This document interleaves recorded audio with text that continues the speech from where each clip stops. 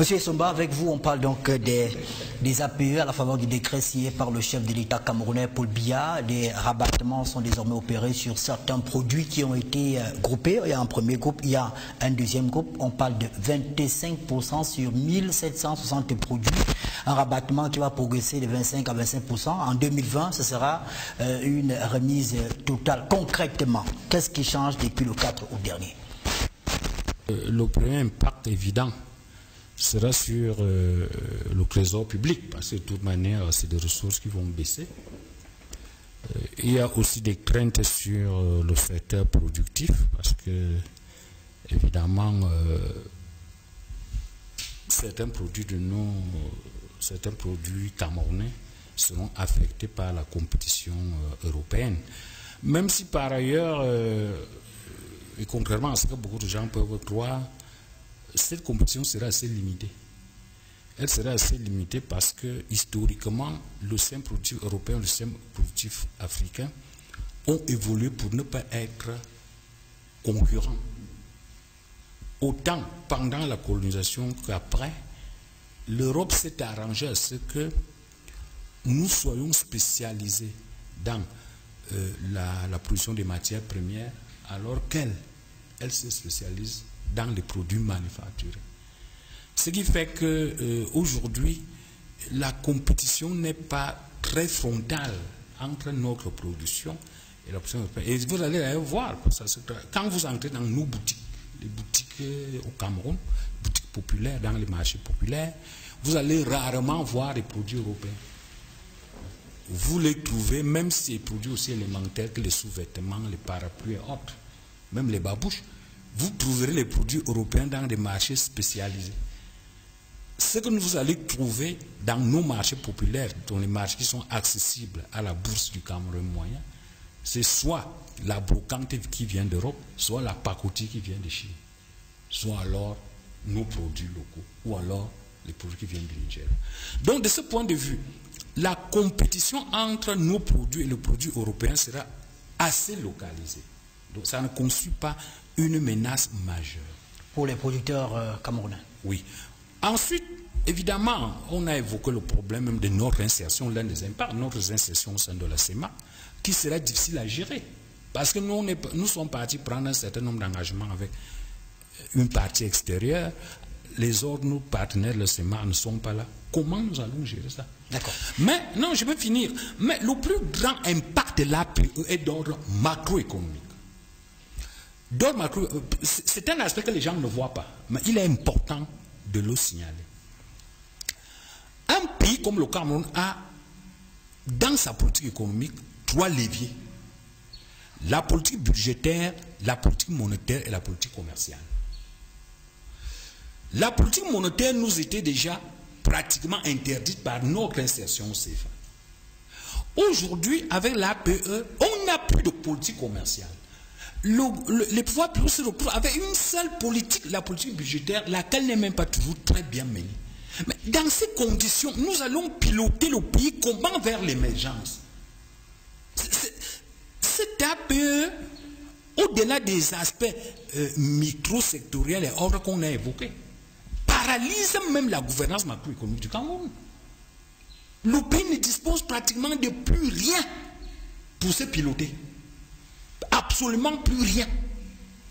Et c'est ça, vraiment, le rôle particulièrement néfaste de l'APE. Parce que cette vision macroéconomique montre que nous avons tourné le dos à l'émergence, à moins de concevoir d'autres solutions. Même pays, déjà il est difficile de sortir du sous-développement, même lorsqu'on a ces 3 piliers, ces 3 instruments. Politique budgétaire, politique monétaire, politique commerciale. C'est déjà très difficile. Maintenant, on nous paralyse. D'abord par la politique monétaire, et vous savez très bien que beaucoup de gens ont dénoncé ça, parce que c'est une réalité. Ensuite, la politique commerciale. Dans ces conditions, c'est un peu comme vous avez un véhicule, on enlève l'accélérateur, on enlève le frein, on demande de piloter. Vous allez atteindre l'objectif comment?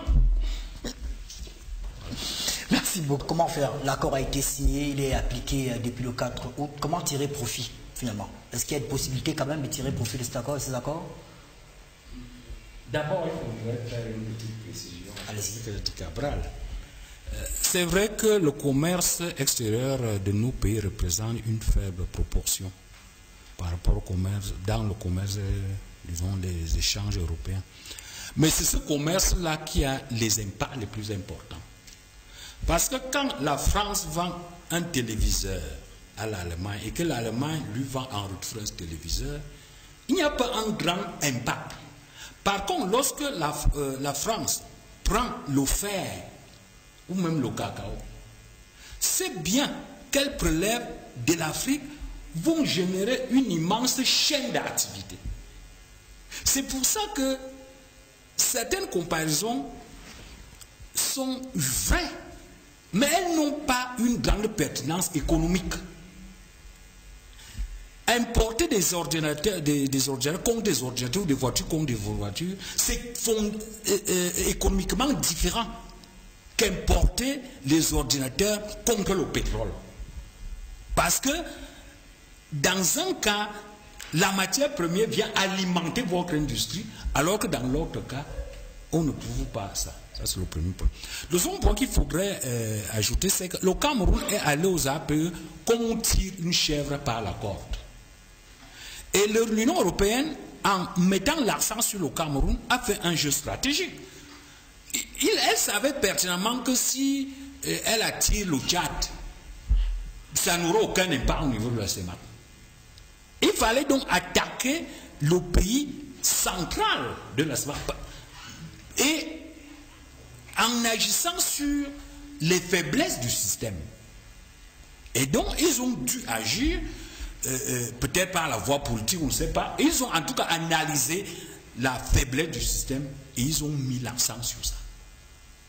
Conséquence, les Camerounais eux-mêmes, tous les techniciens en économie du Cameroun ont dit que l'APE n'était pas bon.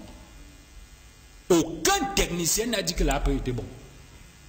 Malheureusement, le monde politique agit sur commande. Si le chef d'État leur dit, bon écoutez, faites passer l'APE, on va fabriquer des raisons pour justifier l'APE. L'APE ne peut pas être un dispositif favorable.